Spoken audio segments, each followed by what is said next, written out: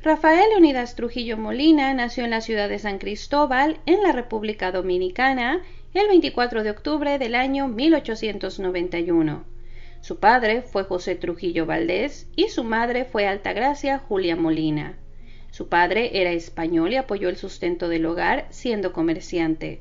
Rafael fue uno de los 11 hijos que tuvo la pareja y tuvo una educación limitada, aunque supervisada por su tío materno, Plino Chevalier. Rafael se desenvolvió como telegrafista desde su juventud, primero en su ciudad natal y eventualmente fue trasladado a la oficina principal en la capital. En el año 1907, cuando tenía 16 años, pasó varios meses en prisión por robo. Luego de ser liberado, se le asoció con una banda de ladrones llamada 42. El 13 de agosto del año 1913, a la edad de 21 años, Trujillo se casó con Aminta Ledesma, junto a quien tuvo 2 hijas, Julia Genoveva, que nació y murió en el año 1914, y Flor de Oro Trujillo, nacida en el año 1915. La pareja se divorció en el año 1925. En el año 1916, Estados Unidos ocupó la República Dominicana. Bajo estas condiciones fue que Rafael se unió a la Guardia Nacional. Para el año 1918 ya buscaba cargos superiores y por ello le escribió al coronel Williams, a quien le aclaró que no tenía vicios y que jamás había tenido ningún problema legal. Logró impresionar con éxito a sus superiores. Sin embargo, en el año 1920 fue sometido a un juicio militar por violación y extorsión a Isabel Guzmán, una menor de 16 años. Fue exonerado de culpa y ese mismo año se registraron varios reportes del mayor Thomas Watson, un inspector americano quien consideró a Rafael como uno de los mejores elementos en cuanto a sus habilidades militares. Su carrera despegó en el año 1922 y fue promovido a capitán. Se entrenó en un centro ubicado en Santiago, donde continuó registrando su disciplina y sus habilidades militares fueron muy destacadas, así como su liderazgo. En el año 1924, cuando los Estados Unidos se retiraban de la República Dominicana, Rafael se posicionó como uno de los hombres más importantes y respetados por las Fuerzas Armadas. En el año 1927 se integró a la Brigada Nacional, institución que fue creada para reemplazar la Guardia Nacional. Pronto ascendió al grado de general y el 30 de marzo del año 1927 se casó con Bienvenida Ricardo Martínez. Durante este matrimonio se le relacionó con María de los Ángeles Martínez, conocida como la Españolita, con quien en esa época se rumoreó pudo tener un hijo llamado Rafael Leónidas. Sin hijos nacidos dentro de su matrimonio, Trujillo se divorció de Bienvenida en el año 1935. Posteriormente se unió a María Martínez, con quien tuvo 2 hijos, Angelita Trujillo, nacida en París en el año 1939, y Radames Leónidas Trujillo, nacido el 1 de diciembre del año 1942. También tuvo 2 hijos junto a Lina Lobatón, Yolanda, nacida en el año 1939, y Rafael, nacido en el año 1943. Con el ascenso al poder de Rafael, su familia se colocó en puestos muy importantes y él amasó una gran fortuna. Tenía decenas de empresas a su nombre, pero de acuerdo al escritor colombiano José Antonio Osorio, utilizó parte de sus ganancias para fundar hospitales, escuelas, instituciones sanitarias, así como templos u otros edificios para los diferentes cultos. Luego de que los Estados Unidos se retirara, República Dominicana quedó bajo el mando del presidente Horacio Vázquez. Una rebelión estalló en febrero del año 1930 y en ese momento Rafael Trujillo se unió a un hombre llamado Estrella Ureña. El 3 de marzo, Estrella fue proclamado presidente en funciones y Trujillo fue confirmado como jefe de policía y del ejército. Más tarde se convirtió en el candidato presidencial de la coalición patriótica de Ciudadanos.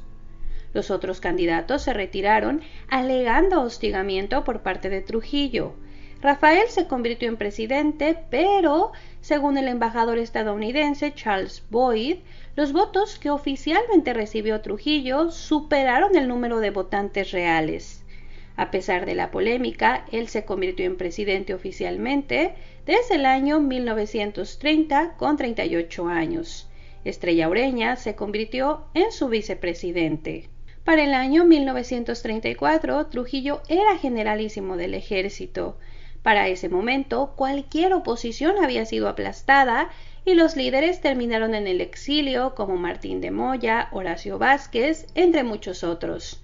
El 16 de mayo de ese año, sin ninguna competencia real, se celebraron las elecciones nacionales con Trujillo como único candidato y ganador. Esta vez Jacinto Bienvenido Peinado se convirtió en vicepresidente. Una de las primeras acciones de su gobierno fue extender el vedado del yaque, una reserva natural para la cual estableció una agencia de guardabosques, protegiendo el sistema de parques y prohibiendo la tala de pinos sin su permiso. En el año 1936, el Congreso de la República Dominicana votó para cambiar el nombre de la capital de Santiago a Ciudad Trujillo. La provincia de San Cristóbal pasó a llamarse Trujillo y las estatuas de Trujillo se volvieron comunes, así como los puentes y edificios públicos con su nombre. Durante varios años, Rafael Trujillo se caracterizó por una política de puertas abiertas, aceptando refugiados judíos de Europa, la migración japonesa durante la década de 1930 y exiliados de España tras la Guerra Civil. Sin embargo, en octubre del año 1937 lanzó fuertes acusaciones contra la comunidad haitiana. Alegó que habían robado ganado y acusó además a las personas de causar serios disturbios a la población dominicana, señalando esta situación como el problema haitiano. La situación se había complicado por muchas décadas, esto debido en parte a que Haití había ocupado lo que ahora es la República Dominicana del año 1822 al año 1844. Con el tiempo, esta situación se volvió un problema continuo y cuando Trujillo tomó el poder, la frontera estaba mal definida. En el año 1933 y nuevamente en el año 1935, Trujillo se reunió con el presidente haitiano Stenio Vincent para resolver el problema fronterizo. Nada se solucionó y desde el 28 de septiembre hasta el 2 de octubre del año 1937 se suscitó la llamada Masacre del Perejil. Rafael Trujillo ordenó a sus tropas la erradicación de haitianos que vivían en la zona de la frontera dominicana con Haití. La cifra de asesinatos no se ha podido establecer, pero se han hecho estimaciones de alrededor de 12,000 personas. Como resultado, el gobierno de Haití protestó y exigió un pago monetario para compensar las muertes. El gobierno dominicano aceptó cubrir el pago, aunque no en su totalidad. El hecho también le ganó críticas internacionales que se sumaron a otras críticas que previamente había recibido el gobierno de Trujillo, principalmente por parte de Estados Unidos, con quien la relación se había deteriorado. Como resultado, ese año Rafael no se postuló a la presidencia. El 16 de agosto del año 1938, Bienvenido Peinado tomó posesión como presidente del país. En el año 1940 falleció y en ese momento el vicepresidente Manuel de Jesús Troncoso asumió el cargo oficialmente, aunque en la práctica Rafael Trujillo continuó firmando acuerdos y tomando las decisiones del gobierno. El 24 de septiembre del año 1940 se firmó el Tratado Trujillo-Hall, por el cual los Estados Unidos renunciaron al control sobre la recaudación y aplicación de los ingresos aduaneros. De esa forma, la República Dominicana se comprometió a depositar los ingresos públicos consolidados en un banco especial. De esa forma podía garantizar el pago de la deuda externa. El control absoluto de las aduanas quedó en manos de las autoridades dominicanas. En enero del año 1946 estallaron varias huelgas de obreros, incluyendo la huelga azucarera ocurrida el 7 de enero del año 1946, a través de la cual se exigió el aumento salarial, así como el cumplimiento de la jornada de trabajo de 8 horas diarias. Las huelgas contra el gobierno se extendieron por varios meses, hasta que a través de la negociación se apaciguaron. Los líderes del movimiento terminaron exiliados y algunos desaparecidos, como Mauricio Báez. Él se exilió en Cuba para desaparecer poco tiempo después. El 10 de enero del año 1947 quedó establecido el peso dominicano como moneda nacional. Terminó de esa forma el uso del dólar estadounidense como moneda. En mayo se celebraron nuevas elecciones. Esta vez participaron 3 partidos políticos, aunque al final Rafael Trujillo terminó ganando de forma aplastante y se convirtió nuevamente en presidente. El 16 de agosto del año 1952, Héctor Trujillo, el hermano de Rafael, se convirtió en presidente, manteniendo la misma dinámica y dejando a Rafael a cargo del verdadero poder. En las elecciones de 1957, Rafael Trujillo rechazó oficialmente la presidencia. Esta quedó nuevamente a cargo de su hermano Héctor y Joaquín Balaguer como su vicepresidente. Para ese momento, los organismos internacionales se pronunciaban fuertemente contra el control de poder que tenía Rafael, y en el año 1960, Héctor Trujillo renunció a la presidencia. Joaquín Balaguer quedó como presidente, dando todavía poder a Rafael Trujillo. Durante ese periodo se creó la policía secreta, denominada Servicio de Inteligencia Militar, que tenía el objetivo de mantener la paz y la organización nacional, aunque se le acusó de opresión política. A finales del año 1959, Rafael no ocultó su apoyo a los numerosos planes que hicieron algunos exiliados venezolanos para derrocar al presidente Betancourt. Debido a esto, el gobierno venezolano llevó el caso en contra de Trujillo a la Organización de Estados Americanos. El 24 de junio del año 1960, Betancourt sufrió un intento de asesinato fallido del que se responsabilizó a Rafael Trujillo. Los miembros de la organización aprobaron por unanimidad romper relaciones diplomáticas con el gobierno de Trujillo. También buscaron imponer sanciones económicas a la República Dominicana. Los exiliados dominicanos celebraron un congreso en la Universidad de La Habana y confirmaron el llamado Frente Unido de la Liberación Dominicana. Colocaron a Ángel Morales como presidente.